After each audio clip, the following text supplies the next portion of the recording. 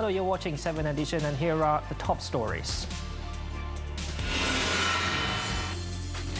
PM says temple riot troublemakers to face full force of the law.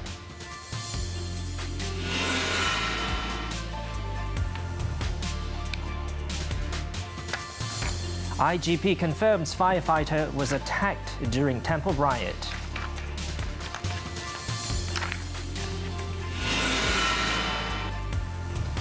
And bids for Equanimity reopened.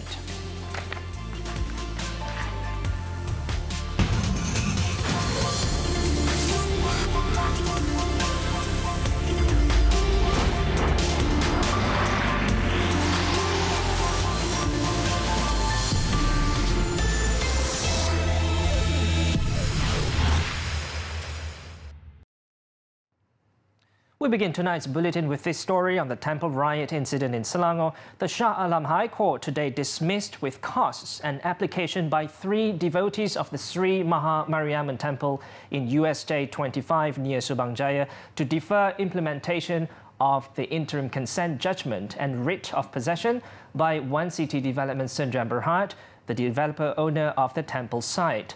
Judge M. Gunalan made the decision in chambers with regard to the application by the plaintiffs, namely S. Tangaraju, M. Mohana Krishnan and S. Nagaraja. Besides One City Development, the trio had also named as defendants 1K Chalapa, 1 M. Nagaraju, the Selangor Town and Country Planning Director, and the Selangor government. Lawyer Claudia Chia Pek Yi for One City Development said to reporters after the proceedings that the court decided, among other things, that the plaintiffs had no locus standi and that One City Development is the rightful owner of the land where the temple stands. The plaintiffs had filed the application on November 12th to postpone the implementation of the interim consent judgment of March 11th, 2014 and writ of possession that was to have been executed on November 22nd. On November 10th, they had also sought a court order to nullify the consent judgment and an injunction to prohibit the defendants and others from entering the temple compound and using coercion to take possession of the temple site.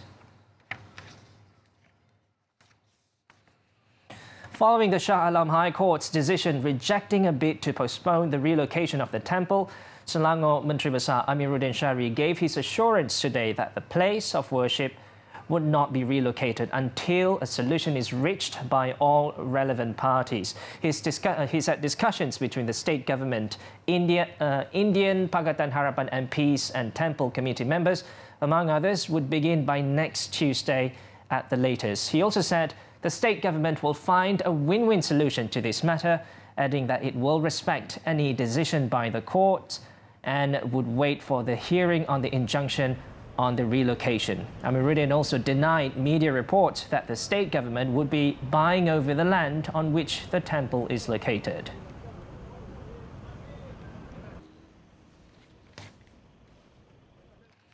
And now the Inspector General of Police today reiterated that fireman Muhammad Adib Muhammad Qasim was indeed assaulted and not hit by a fire engine during the second-day riot at the Sri Maha Mariamman Temple. Tan Sri Muhammad Fuzi Harun said police are in the midst of identifying the individual who shared a video claiming Muhammad Adib was hit by a truck.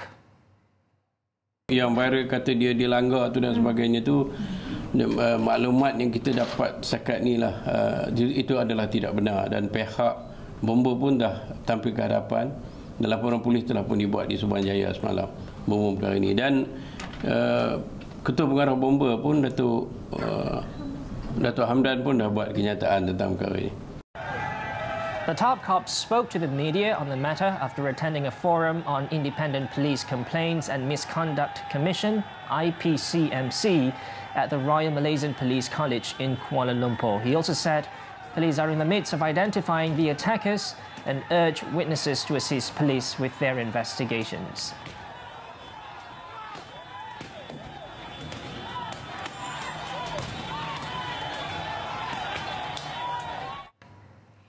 Now, a firefighter has also come forward to clear the air on claims that his colleague Muhammad Adib was run over by a fire engine, as seen in a video which went viral recently.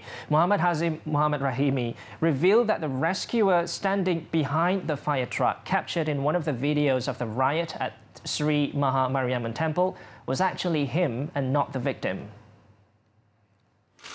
This came after claims were made by certain quarters that Muhammad Adib suffered life-threatening injuries because he was run over by a fire truck that countered earlier reports that he was beaten by an angry mob. Okay, tugas saya sebagai firefighter, okay, saya akan turun daripada jentera dan automatik akan pergi ke loker yang menyimpan salur batu mula, hose. Yang kalau kita tengok kebakaran tu ialah di sebelah kiri. Okay, saya akan tuju di loker yang di sebelah kiri untuk ambil hose dan cuba untuk memadam. Tetapi sebelum sempat hose itu keluar, kami dah diserang oleh kerusuh lah. So saya ambil tindakan selamat dengan berdasarkan nyawa lagi penting. Saya melarikan diri dan masuk ke dalam jentera EMRS di belakang jentera SRT. Dan tu disalah tafsir sebagai saya ini sebagai PB Adib. According to initial reports, Muhammad Adib was dragged out of his vehicle and beaten by rioters who were preventing firefighters from dousing a car which had been set alight near the temple on Monday. The Selangor Fire and Rescue Department yesterday lodged a police report over the claim that the victim was run over by a fire engine and not attacked by rioters. Its director Azmi Osman said the claim was made based merely on viral videos. The Prime Minister today said it is not in the jurisdiction of the federal government to interfere in the land issue regarding the Sri Maha Mariamman Temple in Seafield, Subang Jaya, and to take it over if necessary. Tun Dr. Mahathir Mohamad said this is because it is a state matter. The Prime Minister at a media conference in Parliament was commenting on the Shah Alam High Court's decision earlier today rejecting a bid to postpone the relocation of the temple, which has seen rival factions rioting to keep the land. No, this is a state matter. Land is a state matter. We have no right. We have right only with regard to the Rusuhan.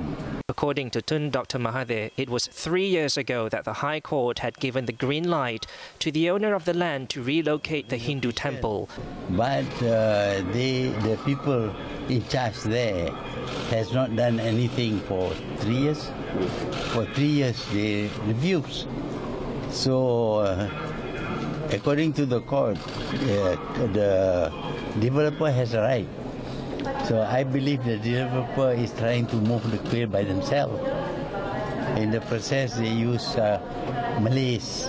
And this, we don't ask Malays to protect Hindu quail as much as we don't ask Hindus to protect mosque. It will not be something good, you see. So what happened is that this incident has happened as a result of that. The Premier was also asked if the federal government would take any action against One City Development, which owns the land occupied by the Sri Maha Mariamman Temple. If there is any law that is broken, the law will apply. Dr. Mahathir also commented on the request by the temple management for him to intervene in the issue. Can you play the role of mediator? We'll see first. He also said that in the future, all places of worship must acquire the state government's permission before any constructions can be commenced. Earlier, the Prime Minister said the full force of the law will be brought upon the people involved in the Sri Maha Mariamman Temple riot incident. Tun Dr. Mahathir said this includes a mastermind behind the violence and those who attempted to take advantage of the situation. The Premier, when giving a statement in the Dewan riot today on the temple fracas, added that the serious bodily harm inflicted on a fireman as well as the damage to public and private property as a result of the irresponsible rioters could not be taken lightly. Kita mahu perkara ini diserahkan kepada pihak berkuasa dan saya minta semua pihak sama ada di dalam dewan ini maupun orang ramai supaya berhati-hati apabila mengeluarkan kenyataan ataupun berkongsi apa-apa berita mengenai peristiwa itu, kerana sekarang ini pun sudah banyak berita palsu dan salah yang diedarkan. He also said the government viewed such incidents seriously as it could create greater problems and jeopardize racial harmony. He had also been briefed on the latest developments in the investigations into the incident, as well as follow-up action to be taken by the authorities. Meanwhile, the Attorney General's Chambers AGC will be working closely with police to take action against everyone implicated in the disturbance, regardless of status. Attorney General Tommy Thomas said this was in view of the seriousness and sensitivity of the matter. He also had directed for the case to be handled under the purview of Prosecution Division Head Manoj Kurup. Following the incident, the Prime Minister also asked for all Malaysians to remain calm and avoid getting involved in activities that can be a catalyst for instigation and incitement. Dimaklumkan bahawa pihak polis sedang giat memburu mereka yang terbabit di dalam berusuh dan mencederakan anggota bomba serta anggota keselamatan dalam kejadian tempoh hari. Mereka ini akan berdepan dengan tindakan tegas undang-undang. Dr. Mahathir also urged politicians, along with leaders of NGOs with vested interests, not to make the situation any worse. While the government did not intend to restrict the freedom to speak, he said it would not hesitate to act if what was voiced was untrue and threatened public security. In another development, the Home Ministry said investigation into last Monday's temple riot incident is focused on several elements, including arson, trespassing and the use of weapons. Its Minister Tan Sri Muhyiddin Yassin, at a special briefing in Parliament today, added that the motive of the incident was also being probed. Pihak polis telah mengenal pasti beberapa individu yang memainkan peranan dalam kejadian ini dan mereka akan dipanggil untuk menjalani proses siasatan selanjutnya. Motif kejadian ini telah pun dikenal pasti dan kertas siasatan masih dalam proses untuk dilengkapkan sepenuhnya. He also said that police have set up a special task force to find the culprits behind the riots. It is headed by Federal Criminal Investigation Department CID Director Datuk Sri Wan Ahmad Najmuddin Muhammad and comprises personnel from Bukit Aman, Selangor Police as well as district police stations in the state. Police also urge members of the public with information on the riot to come forward and assist the probe.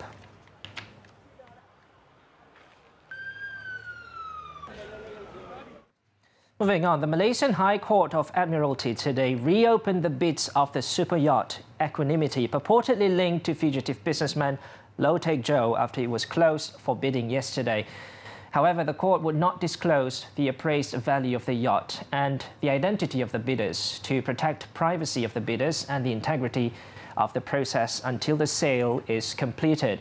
Counsel Sidpa Selvaratnam, representing 1MDB and the government, said the opening of the bids was by the Sheriff Judicial Commissioner Khadijah Idris in the presence of the legal team and Burgess as the central brokers. She said in a statement that the entire process was conducted with tremendous support and facilitation by the government, the court and Burgess, which serves as a bridge between the super yacht community and the Malaysian legal system. Selvaratnam said within the short time the Equanimity was open for offer, it has received interest from around the world such as Asia, Europe, Middle East and the United States. However, she said several more steps needed to be taken to complete the bidding process. It was reported on August 23rd that the government, 1MDB and two of its subsidiaries had filed a court order seeking to expedite the sale of the vessel.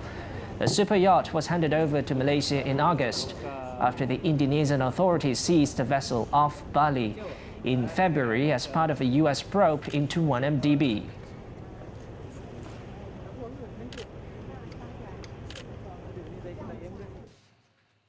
Entertainment outlets in the city centre will no longer be allowed to operate past 1 a.m. beginning January 2019. However, exceptions will be made for entertainment outlets with special permission to cater to foreign tourists. These outlets will be allowed to operate until 5 a.m. Federal Territories Minister Khalid Samad today said this new regulation will be strictly enforced following a proposal from Kuala Lumpur City Hall (DBKL) on Monday to limit the operation hours of night spots.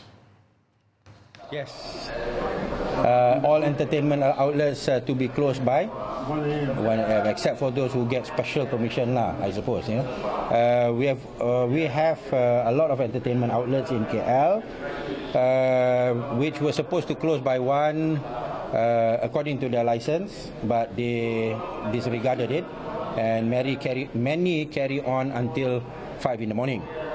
There are some very limited number of entertainment outlets that have been given special permission because most of their clients who come are foreigners. Yeah? So this was meant to cater for the tourists. Yeah? But some of these, when it was inspected, it was found that most of those who came were locals. Yeah? At the same time, we are having to handle a lot of complaints from the public. Yeah, because there's a lot of disturbance and noise and so on and so forth. So what is important is that all the entertainment outlets that have been given permission to carry on up to 1 a.m. we will enforce it strictly. He revealed that some outlets were taking advantage of the special permission by catering to locals. Hence, he said inspections will be carried out to ensure the permission is not abused by the operators.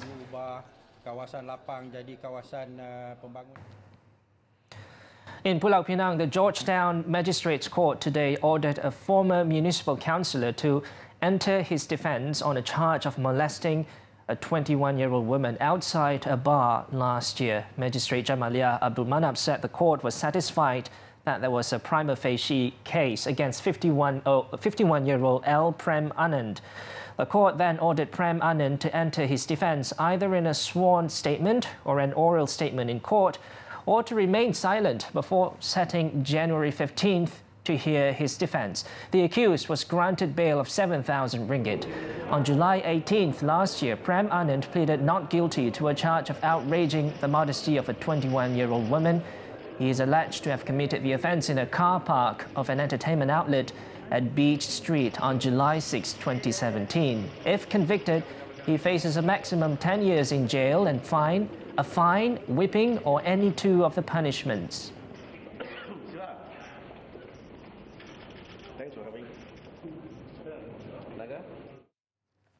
In Johor, a state senior immigration officer with the title Dato', as well as 3 other immigration officers and a businessman have been released from a 4-day remand. They had earlier been arrested by the Malaysian Anti-Corruption Commission (MACC) to facilitate investigations on a corruption case. Johor Bahru Magistrates Court Assistant Registrar Nur Hidayah Abdul Manaf granted the release order after their remand period ended today. The Dato' and the 3 other immigration officers were released on a 10,000 ringgit MACC bail with 1 surety each, while the businessman was released on a 20,000 ringgit bail with 1 surety.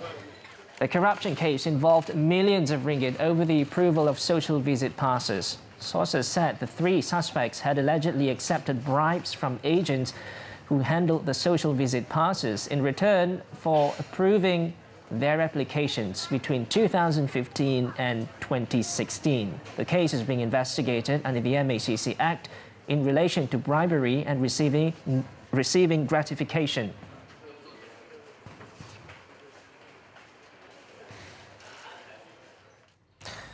Coming up, pervert in elevator tastes women's hair. Details next. Welcome back. Now let's head into our daily segment, Clickbait, where we take a look at what's trending and making rounds in the cyber world today. Now, did you ever have the fear of being in a lift with a stranger and not knowing whether that person is a weirdo or not? Well, that was exactly what happened to this girl, and not just her, but also to another girl as well at the same lift. Recently, a creep in Taiwan was arrested for allegedly sniffing and tasting a woman's hair in an apartment building elevator. The 23-year-old man, presumably her neighbor, reportedly told the woman that she had a spider on her head. Under the pretext of helping her remove it, he started to pick up her hair and sniffed it. In the CCTV footage that was revealed, the guy had even put her hair inside his mouth as if he wanted to taste it, while his other hand seemed to have wandered down to his lower body. The woman, who could feel him doing these things, was absolutely terrified and stood paralyzed with fear as he molested her hair before she was able to run out. So guys, please be aware of your surrounding and be careful no matter where you are, especially to all the ladies out there.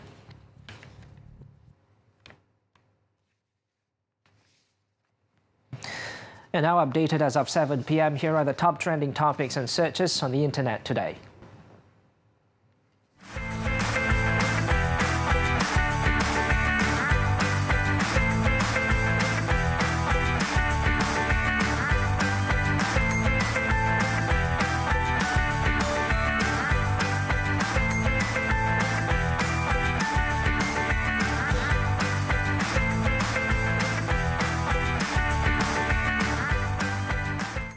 YTL Foundation has teamed up with Frog Asia to organize the Leaps of Knowledge Power Up conference aimed at empowering educators in a bid to enhance the quality of school education in the country. Held in Kuala Lumpur today, the one-day conference saw the participation of over 1,000 teachers nationwide who learned new teaching and learning techniques for the classroom.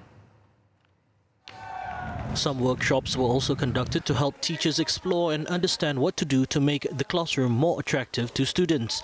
During the workshop, teachers shared their experiences to inspire their peers to achieve specific goals and to discuss the challenges they face and how to overcome them. We have teachers from all across the country here today, and they're like-minded teachers who will share ideas, share best practices, and just find that they're not alone in this journey of being a teacher. And just by doing that, they will be able to inspire each other and be able to share stories. And after this conference, what we see is that they go back and they form their own communities in their own states, and they continue to connect and they help each other to be better teachers. This year alone, the platform set by Frog Asia has helped improve students' attendance and confidence as well as academic performance, showing an increase in quiz results by 46%. The platform also motivated students to conduct their own revisions proactively and has recorded at least 2 million hours worth of revision done by students. We have content mapped to the entire curriculum, Malaysian curriculum, so you can find teaching material, activities and quizzes that are interactive, videos, for all chapters, for all subjects. So you just have to log in, just get into Frog, click on this icon called Boost, and the whole syllabus is available. Meanwhile, teachers who helped transform education at their school by bringing a positive impact on the students' learning process were recognized at the YTL Foundation Awards last night. The awards ceremony was also officiated by Tunku Besar Seri Menanti Tunku Ali Ridhaudin Tuanku Muhris.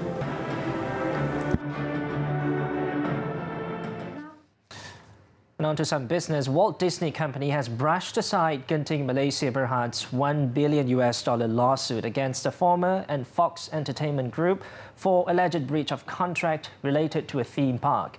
The US-headquartered media and entertainment conglomerate said Genting's complaint on the matter, filed in the Central California District Court on Monday, was unfounded. The lawsuit cites damages from Fox's withdrawal from an agreement set in 2013 to license its intellectual property for a Fox World theme park in Resort World Genting in Pahang. According to Genting's complaint, Fox issued a notice of default aimed at ending the agreement. The complaint also alleges that Disney and 21st Century Fox interfered with the contract and caused Fox's licensing and merchandising arm to breach it. Disney, in an email statement, said that the claims made by Genting were utterly without merit. It was reported that Disney's acquisition of 21st Century Fox apparently raised issues because Genting's resort includes a casino, which conflicts with Disney's stance against gambling. Despite disagreements over the specific terms of the deal, Genting said Fox had no grounds to pull out. Genting said it had invested nearly 754 million ringgit in the Fox World theme park project, which was supposedly slated to open next year.